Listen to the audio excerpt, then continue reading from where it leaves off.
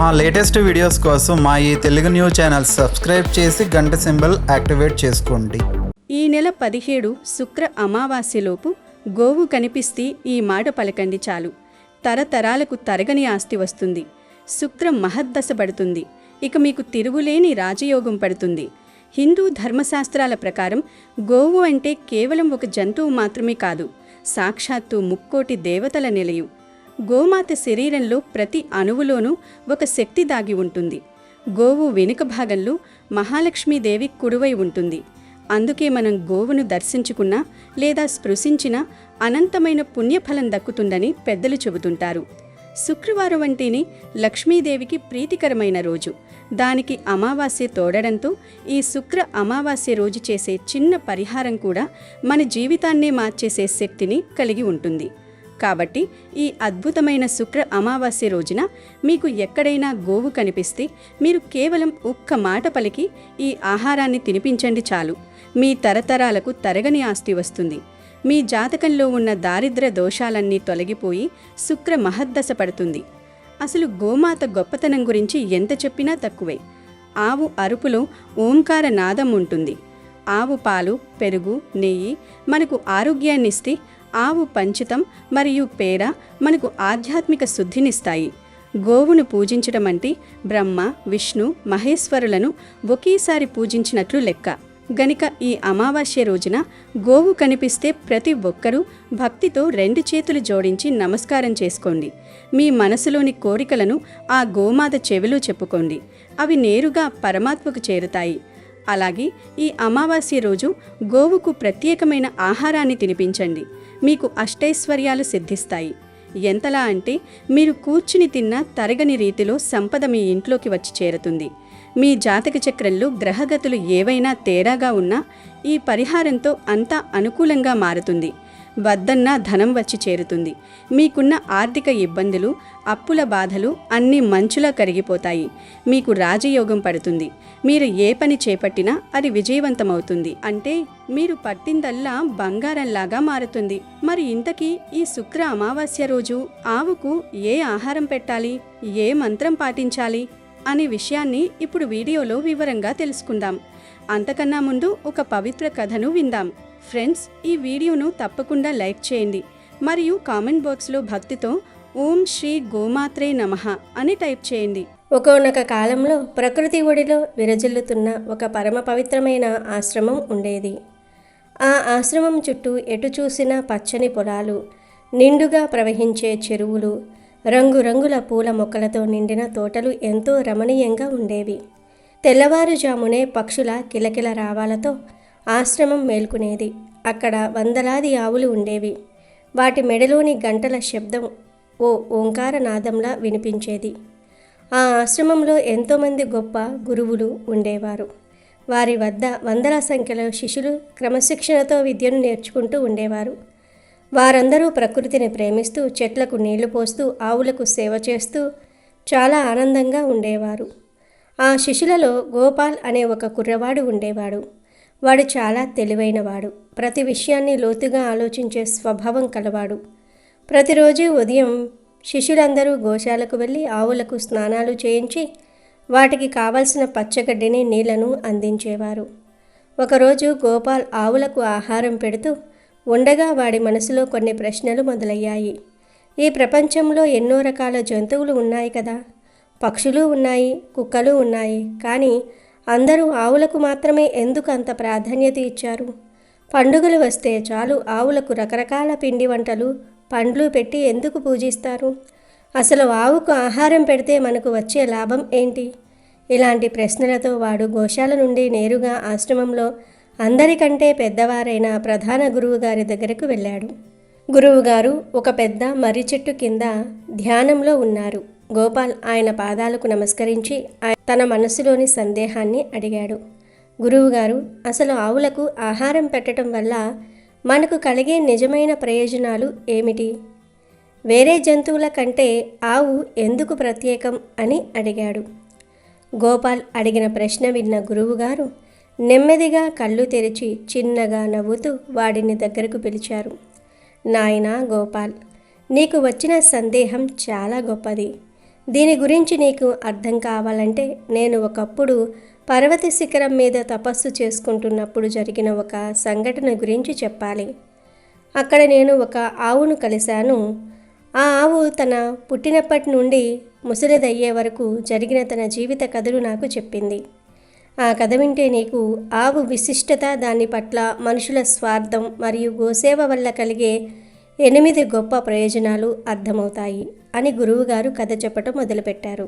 నేను చాలా ఏళ్ల క్రితం ఒక ఎత్తైన కొండ మీద ఒంటరిగా తపస్సు చేసుకుంటున్న సమయంలో ఎక్కడి నుంచో ఒక ఆవు చాలా నీరసంగా నడుచుకుంటూ కొండపైకి రావటం చూశాను.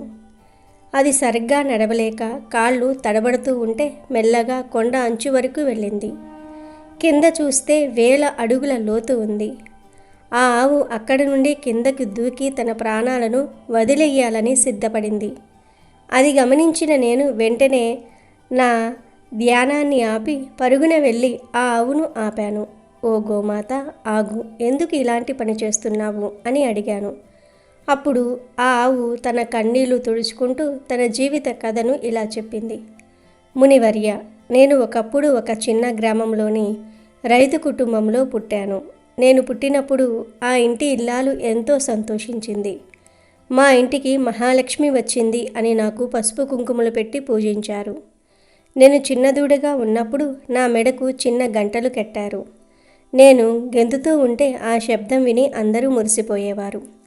ఆ రైతు పిల్లలు నాతో ఆడుకునేవారు, నా మీద ఎక్కి సవారీ చేసేవారు.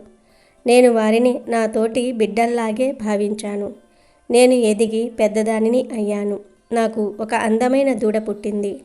ఆ రోజు ఆ కుటుంబం మొత్తం పండగ చేసుకుంది. నాకు పచ్చని గడ్డి, బెల్లం పెట్టి నన్ను ఎంతో గారాబం చేశారు. నేను ప్రతిరోజు చాలా పాలు ఇచ్చేదాన్ని. నా పాలు తాగి ఆ యజమాని పిల్లలు ఆరోగ్యంగా పెరిగారు. నా పాలను అమ్మి ఆ యజమాని ఎంతో డబ్బు సంపాదించాడు. నా దూడలను కూడా అమ్మి ఆయన తన కూతురి పెళ్లి చేశాడు. తన కొడుకును చదివించాడు. నాకు దూడ పుట్టిన ప్రతిసారి దానిని నా పాలు త్రాగనివ్వకుండా కట్టేసేవారు. అయినా సరే మనుషుల ఆకలి తీర్చటమే నా ధర్మం అనుకుని నేను మౌనంగా భరించాను. ఆ ఆవు ఇంకా బాధతో ఇలా చెప్పింది. సంవత్సరాలు గడిచాయి. నేను ముసలిదాన్ని అయ్యాను. నా శరీరంలో బలం తగ్గింది. మునుపటిలా నేను పాలు ఇవ్వలేకపోయాను. ఎప్పుడైతే నేను పాలు ఇవ్వటం ఆపేశానో అప్పటి నుండి ఆ యజమాని చూపు మారిపోయింది. అప్పటి వరకు నన్ను లక్ష్మి అని పిలిచిన వారు ఇప్పుడు పనికిరాని జంతువు అని తిట్టడం మొదలుపెట్టారు. నాకు పెట్టే అన్నము, గడ్డి తగ్గించేశారు. ఆఖరికి ఒకరోజు నన్ను ఊరి బయట రోడ్డు మీద వదిలేశారు. నాకు నా ఇంటికి వెళ్ళాలని అనిపించినా వారు నన్ను కర్రలతో కొట్టి వెళ్ళగొట్టారు. కనీసం వీధిలో తిరిగితే ఎవరైనా దయతలచి పిడికెడు మెతుకులు వేస్తారేమో అని ఆశగా తిరిగాను. ఏ ఇంటి గుమ్మం దగ్గరకు వెళ్ళినా చిచ్చి పో అవతలికి అంటూ నన్ను చీదరించుకునేవారు. నా ఆకలి ఎవరికీ కనిపించలేదు. నేను ప్రతి ఇంటికి తిరిగి అడిగినా ఎవరూ గడ్డి పరక కూడా వెయ్యలేదు. కడుపు మండిపోతూ ఉంటే ఆకలి తట్టుకోలేక బజారులో పడి ఉన్న కుళ్ళిపోయిన కూరగాయలను, పాడైపోయిన ఆకులను తినేదాన్ని. ఆ కుళ్ళిపోయిన ఆహారం తింటూ ఉంటే నా కడుపులో వికారం పుట్టేది. అయినా ఆకలి బాధ ముందు అది ఏమీ కాదనిపించేది. ఒకరోజు బజారులో ఉన్న కుళ్ళిపోయిన టమోటోలు తింటూ ఉంటే అక్కడి జనం నన్ను విచక్షణారహితంగా కొట్టారు. ఆ దెబ్బలకు నా ఒళ్ళంతా నొప్పులు పుట్టాయి. ఆ తరువాత నేను ఊరి చివర చెరువు దగ్గరకు వెళ్ళాను. అక్కడ చిన్నప్పుడు నాతో ఆడుకున్న పిల్లలు ఇప్పుడు పెద్దవారయ్యారు. వారు నన్ను గుర్తుపట్టి జాలితో అప్పుడప్పుడు నాకు ఆహారం తెచ్చిపెట్టేవారు. కానీ ఆ ఊరి జనం ఎంత కఠినమైన వారంటే ఆ పిల్లలు నాకు ఆహారం పెట్టడం చూసి వాళ్ళ తల్లిదండ్రులకు చెప్పారు. దాంతో ఆ తల్లిదండ్రులు తమ పిల్లలను కొట్టారు. ఆ పిల్లలు మళ్ళీ నా కోసం వచ్చి దెబ్బలు తింటారేమో అని భయపడి నేను ఇక్కడికి వచ్చాను. నాకు ఒకటి అర్థం కావటం లేదు గురువుగారు. నాలో దేవతలు ఉంటారని నన్ను పూజించే మనుషులు ఇప్పుడు నేను పనికిరానని ఎందుకు ఇలా హింసిస్తూ ఉన్నారు? మనుషులకు కోపం వస్తే మమ్మల్ని కొడతారు. అదే మేము ఆకలితో అరిస్తే మమ్మల్ని చంపే వరకు వదలరు. ఇలాంటి లోకంలో ఉండలేక నేను చనిపోవాలనుకుంటున్నాను అని ఆవు విలపించింది. ఆ ఆవు చెప్పిన మాటలు విన్న గురువుగారికి చాలా బాధ కలిగింది. ఆయన ఆ ఆవును ఓదార్చి దానికి దగ్గరలో ఉన్న పచ్చని గడ్డిని నీళ్లను తినిపించారు. ఆవుకు ధైర్యం చెప్పి దాని ప్రాణాలు కాపాడారు. ఆ తర్వాత గురువుగారు తన శిష్యుడి వైపు తిరిగి ఇలా అన్నారు, చూడు శిష్య, ఆవు పడుతున్న బాధలు విన్నావు కదా. ఈ రోజుల్లో జనాలు ఆవుకు అన్నం పెడితే కలిగే గొప్ప లాభాలు తెలియక నిర్లక్ష్యం చేస్తూ ఉన్నారు. ఆ ప్రయోజనాలు ఏంటో సరిగ్గా తెలిస్తే ప్రతి ఒక్కరూ తమ ఇంటి ముందు ఆవుకు ఆహారం పెడతారు, లేదా తమ ఇంట్లో ఒక ఆవును పెంచుకుంటారు. ఇప్పుడు ఆవుకు ఆహారం పెట్టడం వల్ల కలిగే 8 ముఖ్యమైన లాభాలు ఏమిటో నీకు వివరంగా చెప్తాను, జాగ్రత్తగా విను. ఇవి తెలిస్తే మనిషి తన జీవితంలో ఎప్పుడూ ఆవును నిర్లక్ష్యం చేయడు. మొదటి ప్రయోజనం పితృదోషాల నివారణ. మన వంశంలో చనిపోయిన మన పెద్దల ఆత్మలకు శాంతి కలగాలంటే ఆవుకు ఆహారం పెట్టడం చాలా ముఖ్యం. మనకు తెలియకుండా మన పెద్దలు చేసిన తప్పుల వల్ల వచ్చే దోషాలు ఆవుకు అన్నం పెట్టడం వల్ల పోతాయి. ఎవరైతే క్రమం తప్పకుండా ఆవుకు గడ్డి లేదా ఆహారం పెడతారో వారి పితృదేవతలు సంతోషించి వారిని ఆశీర్వదిస్తారు. దీనివల్ల ఇంట్లో సంతానం కలుగుతుంది, వంశ అభివృద్ధి జరుగుతుంది. రెండో ప్రయోజనం శని దోషాలు మరియు గ్రహదోషాల నుండి విముక్తి. జాతకంలో శని ప్రభావం వల్ల కష్టాలు పడుతున్న వారు, ఏ పని సజావుగా సాగని వారు ఆవుకు ఆహారం పెడితే శనిదేవుడు శాంతిస్తాడు. ముఖ్యంగా నల్ల ఆవుకు ఆహారం పెడితే గ్రహదోషాలన్నీ తొలగిపోయి కష్టాల నుండి విముక్తి కలుగుతుంది. మనిషికి రావలసిన కష్టాలను గోమాత తన పైకి తీసుకుంటుంది. మూడో ప్రయోజనం ఆరోగ్య సమస్యలు మటుమాయం అవటం. ఆవు ఒక తిరిగే ఔషధాల గని.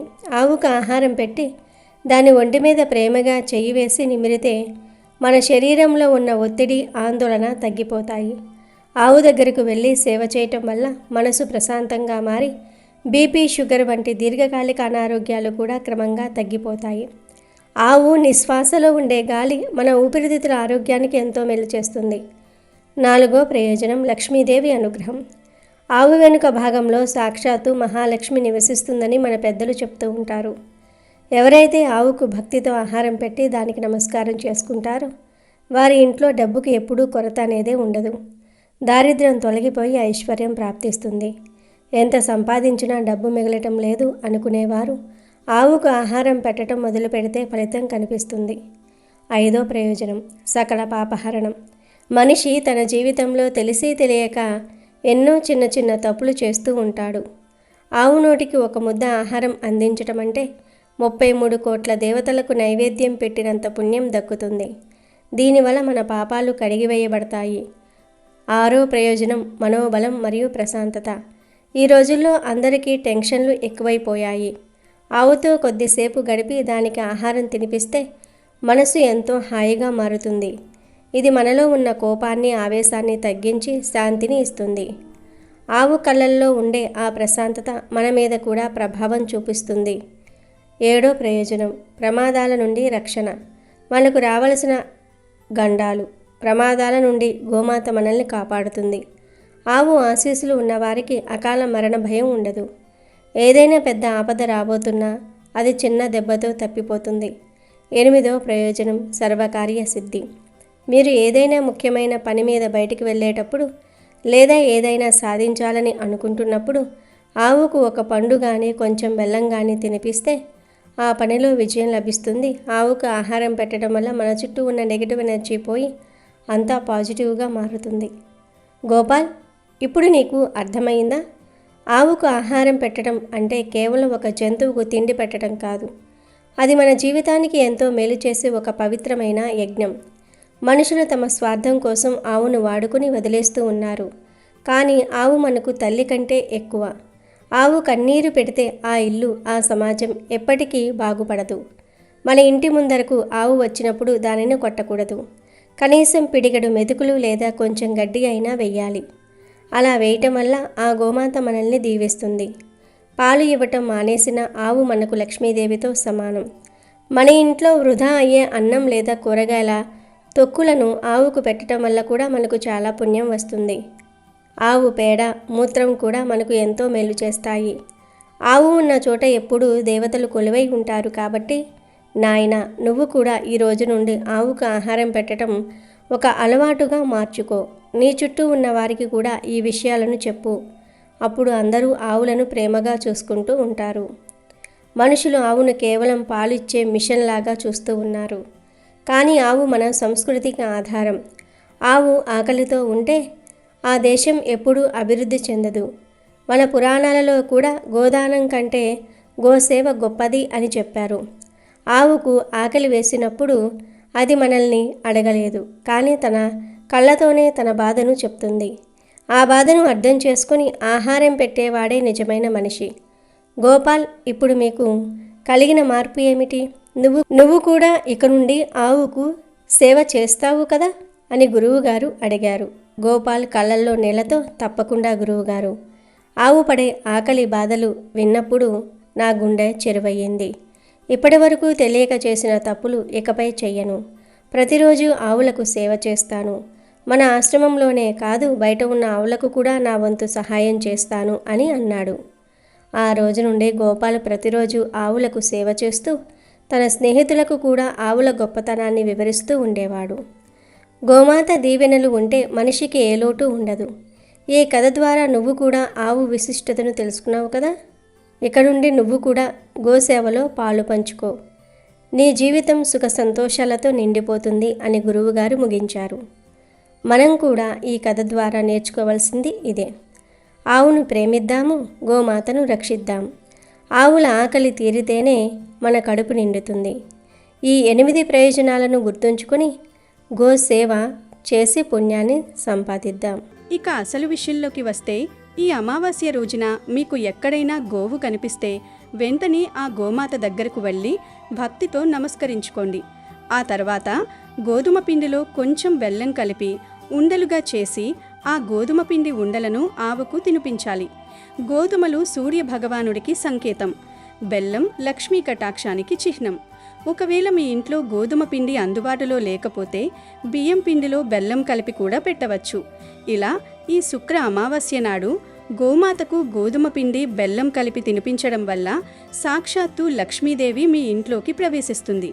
ఇలా ఈరోజు గోవుకు ఈ ఆహారం పెట్టి ఓం శ్రీ గోమాత్రే నమః అనే మంత్రాన్ని 11 సార్లు జపించండి. దేవతలందరి ఆశీస్సులు మీకు లభిస్తాయి. గతంలో మీరు చేసిన పాపకర్మలన్నీ తొలగిపోయి పుణ్యఫలం దక్కుతుంది. ధనలాభం కలగడమే కాకుండా కుటుంబంలో కలహాలు తగ్గి సఖ్యత పెరుగుతుంది. సమాజంలో గౌరవ మర్యాదలు పెరుగుతాయి. మీ జీవితం వెలిగిపోతుంది. దారిద్ర్యమన్న మాట మీ దరిదాపుల్లోకి కూడా రాదు. తరతరాలకు సరిపడా సంపదను పొందే సువర్ణావకాశాలు వస్తాయి. గోమాత అనుగ్రహం ఉంటే అసాధ్యమైనది ఏదీ లేదు. మీరు చేసే ఈ చిన్న సేవ మీ జాతకాన్ని తిరగరాస్తుంది, రాజభోగాలను కల్పిస్తుంది. పట్టిందల్లా బంగారమయ్యే రోజులు మీకు దగ్గరలోనే ఉన్నాయి. కాబట్టి శుక్ర అమావాస్య రోజు ఆవు కనిపిస్తే నిర్లక్ష్యం చేయకుండా ప్రేమతో నిమిరి గోధుమ పిండి తినిపించి మంత్రం పఠించి శుభ ఫలితాలను పొందండి. వీటితో పాటు గోవుకు కొన్ని రకాల పదార్థాలు పెడితే వివిధ రకాల ప్రయోజనాలు కలుగుతాయని శాస్త్రాలు చెబుతున్నాయి. అన్నంలో చిటికెడు ఉప్పు, పసుపు కలిపి ఆ అన్నాన్ని గోవుకి ఆహారంగా పెడితే ధన సమస్యలు పోతాయి, అప్పులు తీరిపోతాయి, సంపాదన పెరుగుతుంది. నానబెట్టిన శనగలని గోవుకు ఆహారంగా పెట్టడం వల్ల మనలో ఆధ్యాత్మిక చింతన ఏర్పడుతుంది. ఉడికించిన ఆలుగడ్డలను గోవుకు ఆహారంగా పెట్టడం వల్ల నరుఘోష పోతుంది. అలాగే ఆవుకు క్యారెట్ ఆహారంగా పెట్టడం వల్ల వ్యాపార అభివృద్ధి చెందుతుంది. బీట్రూట్, పాలకూరను కలిపి గోవుకు ఆహారంగా పెట్టడం వల్ల ఐశ్వర్యం కలుగుతుంది. గోవుకు దోసకాయను ఆహారంగా పెట్టడం వల్ల శత్రువులు మిత్రులు అవుతారు. టమాటాను ఆహారంగా పెట్టడం వల్ల వివాహ ప్రాప్తి కలుగుతుంది. గోవుకు వంకాయను ఆహారంగా పెట్టడం వల్ల సంతాన ప్రాప్తి కలుగుతుంది. గోవుకు అరటిపళ్ళు ఆహారంగా పెట్టడం వల్ల ఉన్నత పదవులు కలుగుతాయి. బెండకాయను పెట్టడం వల్ల మనోధైర్యం కలుగుతుంది. దొండకాయను గోవుకు పెట్టడం వల్ల మనోవ్యాధి తొలగిపోతుంది. గోమాతకు నానబెట్టిన మినుములు పెడితే ఆత్మవిశ్వాసం లభిస్తుంది. గోమాతకు నానబెట్టిన కందులు పెడితే కోపం తగ్గుతుంది. తోటకూర, బెల్లం కలిపి గోమాతకు పెట్టిన మానసిక ప్రశాంతతను పొందవచ్చు. నానబెట్టిన బొబ్బట్లను గోమాతకు పెడితే ధనాభివృద్ధి జరుగుతుంది. ఎప్పుడైనా సరే గోమాత కనిపిస్తే ఆ గోమాతకు నానబెట్టిన ఉలవలు పెడితే వృత్తిలో నిలకడ లభిస్తుంది. ఈ శుక్ర అమావాస్య చాలా గొప్ప రోజు కాబట్టి ఈ అమావాస్య నాడు మీ దగ్గరలో ఉన్న శివాలయానికి వెళ్ళి నీటితో శివలింగానికి అభిషేకం చేయండి. ఈ రోజున శివలింగానికి అభిషేకం చేస్తే మీ కష్టాలన్నీ వెంటనే తొలగిపోయి మీ ఇంటికి మంచి రోజులు ప్రారంభమవుతాయి. దీర్ఘకాలిక అనారోగ్య సమస్యలతో బాధపడేవారు శివలింగానికి ఆవు పాలతో అభిషేకం చేయండి. మంచి ఆరోగ్యం లభిస్తుంది. జమ్మి చెట్టును దైవ వృక్షంగా భావిస్తారు కాబట్టి ఈ అమావాస్య నాడు 5 ప్రదక్షిణాలు చేసి జమ్మి చెట్టును ముట్టుకుంటే చాలు అఖండ రాజయోగం పడుతుంది. అలాగే జమ్మి చెట్టు నీడలో నిలబడినా సరే సకల పాపాలన్నీ నశించి అదృష్టం ఐశ్వర్యం కలిసి వస్తుంది. అలాగే ప్రతి అమావాస్య నాడు చనిపోయిన మన పూర్వీకులు కాకి రూపంలో మన ఇంటి ముందుకు వస్తారు కాబట్టి ఈ అమావాస్య నాడు కాకికి ఆహారం పెడితే మీ పితృదేవతలు ఎంతో సంతోషిస్తారు. అదేవిధంగా ఈ అమావాస్య నాడు ఏది చేసినా చేయకపోయినా బ్రాహ్మణులకు స్వయం పాకం దానంగా ఇవ్వండి. ఒక విస్తరాకులో బియ్యం, కందిపప్పు, బెల్లం అలాగే మీకు తోచినంతలో కొంత దక్షిణ పెట్టి బ్రాహ్మణులకు ఇచ్చి వారి ఆశీర్వాదాన్ని తీసుకోండి. అమావాస్య రోజున బ్రాహ్మణులకు స్వయం పాకం దానం చేస్తే మీ కుటుంబానికి తిన్నా తరగని ఐశ్వర్యం వరిస్తుంది. ఎలాంటి దోషాలైనా పోతాయి. అలాగే ఏ ఇంట్లో అయితే ఎల్లప్పుడూ కష్టాలుంటాయో అలాంటి ఇళ్లల్లో దరిద్ర దేవత ఉందని అర్థం. కాబట్టి ఈ అమావాస్య నాడు ప్రతి ఒక్కరూ ఉప్పు నీటితో ఇల్లంతా శుభ్రం చేసుకుని ఇల్లంతా సాంబ్రాణి ధూపం వేయండి. అమావాస్య నాడు ఇంట్లో సాంబ్రాణి పొగ వేస్తే మీ ఇంటికి ఉన్న దారిద్ర బాధలన్నీ తొలగిపోయి ఇక మీ ఇంటికి మంచి రోజులు ప్రారంభమవుతాయి. ముఖ్యంగా మీ ఇంట్లో ఉన్న చిన్నపిల్లలకు ఈ అమావాస్య నాడు నల్లదారాన్ని మొలతాడుగా కట్టండి. అనారోగ్య సమస్యలు, నరదిష్టి సమస్యలు తొలగి మీ పిల్లల ఆయుష్షు పెరుగుతుంది. ఈ అమావాస్య నాడు ప్రతి ఒక్కరూ ఒక శక్తివంతమైన ఉప్పు పరిహారాన్ని పాటించండి. ఒక గాజు గిన్నెలో నిండుగా ఉప్పు వేసి దాని మీద చిటికెడు పసుపు కుంకుమ వేసి మీ ఇంటి ఈశాన్యంలో పెట్టుకోండి. అమావాస్య మరుసటి రోజు ఆ ఉప్పును తీసి ఎవరూ తొక్కని ప్రదేశంలో వెయ్యండి. ఇలా చేస్తే మీ ఇంటికి ధనాకర్షణ పెరిగి వద్దన్నా సరే మీ ఇంటికి డబ్బు వచ్చి చేరుతుంది. వివాహ ప్రయత్నాలు చేసేవారు ఈ అమావాస్య రోజున అరటి చెట్టుకు ప్రదక్షిణాలు చేయండి. త్వరగా వివాహ యోగం సిద్ధిస్తుంది. ఈ శుక్రవారం అమావాస్య రోజున మీకు కుక్క కనిపిస్తే దానికి కొంచెం తీపి పదార్థాన్ని ఆహారంగా పెట్టండి. తీపి పదార్థాలు ఏవైనా పర్వాలేదు. ఒకవేళ అవి దొరకకపోతే కనీసం బిస్కెట్లు లేదా వేరే ఏదైనా ఆహారాన్ని పెట్టండి. ఇలా చేయడం వల్ల మీ ఇంట్లో ఉన్న అనారోగ్య సమస్యలు తొలగిపోతాయి. కుక్కను భైరవ స్వరూపంగా భావిస్తారు. కుక్కకు ఆహారం పెట్టడం వల్ల శని దోషాలు, రాహుకేతు దోషాలు కూడా తొలగిపోయి ఆరోగ్యం మెరుగుపడుతుంది. ఈ అమావాస్య రోజు కొన్ని తప్పు పనులను పొరపాటున కూడా చేయకూడదు. ఈ అమావాస్య రోజున మాంసాహారం అస్సలు ముట్టుకోకూడదు. కోడిగుడ్డు కూడా తినకూడదు. అలాగే ఈ అమావాస్య నాడు ఎవరికీ అప్పు ఇవ్వకండి. ఎవరి నుండి అప్పు తీసుకోకూడదు. ఈ అమావాస్య నాడు పగటిపూట నిద్రపోకూడదు. లేదంటే మీ ఇంట్లోకి దరిద్ర దేవత అడుగు పెడుతుంది. దంపతులు బ్రహ్మచర్యం పాటించాలి. అమావాస్య నాడు కొత్త బట్టలు కొనకూడదు. అలాగే దూర ప్రయాణాలు కూడా చేయకూడదు. ఎలాంటి శుభకార్యాలు నిర్వహించకూడదు. ఇనుము శనిగ్రహానికి సంబంధించినది కాబట్టి ఈ అమావాస్య నాడు పొరపాటున కూడా ఇనప వస్తువులను కొనకూడదు. అలాగే ఈ అమావాస్య నాడు ఎట్టి పరిస్థితుల్లోనూ కొత్త చీపురు, బియ్యం మరియు గోధుమలను కొనకూడదు. అమావాస్య నాడు ఈ వస్తువులను కొంటే మీ ఇంట ధనం నిలవదు. అనవసరపు ఖర్చులు కూడా పెరుగుతాయి. అలాగే పదునైన వస్తువులను కూడా ఈ అమావాస్య నాడు కొనకూడదు. లేదంటే మీ కుటుంబంలో గొడవలు ఏర్పడతాయి. అలాగే తోలుతో చేసిన బూట్లు మరియు హ్యాండ్ బ్యాగ్లు కూడా కొనకూడదు. అంతేకాదు ఈరోజు గోరులు, జుట్టు కత్తిరించకూడదు. శుక్ర అమావాస్య నాడు తులసిని పూజిస్తే ఇంకా రెట్టింపు పుణ్య ఫలితం లభిస్తుంది. కాబట్టి ఈ అమావాస్య నాడు ప్రతి ఒక్కరూ తులసి కోటలో దీపం వెలిగించి తులసి కోటకు నమస్కారం చేసుకుంటే ఎలాంటి కోరికైనా సరే వెంటనే నెరవేరుతుంది. అన్నిటికన్నా ముఖ్యంగా ఈ అమావాస్య నాడు ఏది చేసినా చేయకపోయినా మీ ఇంటికి గుమ్మడికాయను కట్టుకోండి. గుమ్మడికాయకు చాలా శక్తి ఉంటుంది. శుక్రవారంతో కలిసి వచ్చిన ఈ అమావాస్య నాడు మీ ఇంటికి గుమ్మడికాయ కడితే మీ ఇంటికి అన్ని విధాలుగా కలిసి వస్తుంది. మీ ఇంటికి ఉన్న నరదిష్టి దోషాలన్నీ తొలగిపోతాయి. కాబట్టి ఈ శుక్రవారం నాడు ఒక బూడిద గుమ్మడికాయను తెచ్చుకొని గుమ్మడికాయకు పసుపు రాసి కుంకుమ బొట్లు పెట్టి ఆ గుమ్మడికాయను ఇంటి గుమ్మానికి వేలాడదీసి సాంబ్రాణి పొగ వేయండి. ఈ అమావాస్య నాడు గుమ్మడికాయ కడితే మీ ఇంటికి అఖండ ధనప్రాప్తి కలుగుతుంది. గుమ్మడికాయ కట్టలేని వారు మీ ఇంటి గుమ్మానికి ఉప్పు మూటను కట్టుకోండి. ఒక ఎర్రటి వస్త్రంలో రాళ్ళో ఉప్పును మూట కట్టి ఇంటి గుమ్మానికి వేలాడదీయండి. మీ ఇంట్లో ఉన్న నెగిటివ్ ఎనర్జీ మొత్తం తొలగిపోయి ధనపరంగా మీ ఇంటికి బాగా కలిసి వస్తుంది. ఉప్పు మూట కూడా కట్టలేము అనేవారు కలబంద మొక్క లేదా పూజించిన నిమ్మకాయలు, పటిక ఇలా ఏవైనా సరే మీ ఇంటి గుమ్మానికి కట్టుకోండి. అలా కట్టుకుంటే మీ ఇంటికి దిష్టి తగలకుండా ఉంటుంది. ముఖ్యంగా ఈ అమావాస్య నాడు మీ ఇంట్లో ఉన్న పిల్లలకు తప్పనిసరిగా దిష్టి తీయండి.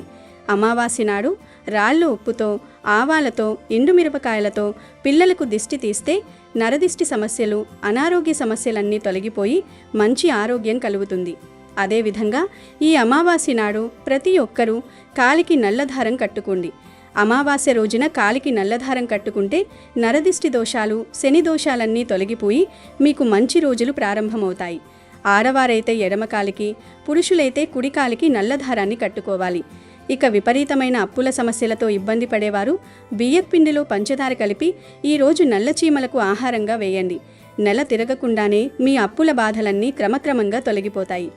ఎవరైతే కటిక పేదరికంతో బాధపడుతున్నారో అలాంటి వారు ఒక తమలపాకు పైన పసుపుతో ఓం అని రాసి మీ బీరువాలో పెట్టుకోండి. ఇలా చేయడం ద్వారా మీ ఇంటికి ఉన్న డబ్బు కష్టాలన్నీ వెంటనే తొలగిపోయి అష్టైశ్వర్యాలు లభిస్తాయి. అలాగే ఈ రోజున పితృదేవతలను తలుచుకుని వారికి తర్పణం వదిలితే మీ కుటుంబంలో సుఖ సంతోషాలు పెరుగుతాయి. కాలసర్ప దోషం నుంచి బయటపడేందుకు చైత్ర అమావాస్య తిథిని ప్రత్యేకంగా పరిగణిస్తారు. ఈ రోజున కాలసర్ప దోషం నుంచి బయటపడడానికి వెండితో చేసిన సర్పాలను పూజించి తర్వాత వాటిని పవిత్ర నదిలో విసిరివేయాలి. దీంతో పాటు గాయత్రి మంత్రము, మహామృత్యుంజయ మంత్రం కూడా జపించాలి. ఈరోజు ఇలా చేస్తే కాలసర్ప దోషం నుండి బయటపడతారు అని శాస్త్రాలు చెప్తూ ఉన్నాయి. అలాగే ఈ చైత్ర అమావాస్యనే గంధ అమావాస్య అని కూడా చెప్తూ ఉంటారు. ఎందుకంటే ఈరోజే సింహాచల వరాహలక్ష్మి నరసింహుని ఆలయంలో చందనోత్సవం జరుపుతారు. ప్రతి సంవత్సరం చైత్రమాసం ఆఖరి రోజున అమావాస్య రోజున ఈ ఉత్సవం మొదలవుతుంది. ఈరోజు స్వామివారి నిజరూప దర్శనం కలుగుతుంది. 3 రోజుల పాటు ఈ ఉత్సవం కొనసాగుతుంది. 3వ రోజున అనగా అక్షయ తృతీయ రోజున సంవత్సరం పొడవునా విగ్రహానికి ప్రతిరోజు పూసిన గంధాన్ని తొలగిస్తారు. భక్తులు ఆ గంధాన్ని ప్రసాదంగా ఇళ్లకు తీసుకుని వెళ్తారు. అక్షయ తృతీయ రోజు కూడా స్వామివారి నిజరూప దర్శనం లభిస్తుంది. వీడియో నచ్చితే లైక్ చేయండి, షేర్ చేయండి, బట్ సబ్స్క్రైబ్ చేసుకోవడం మర్చిపోవద్దు.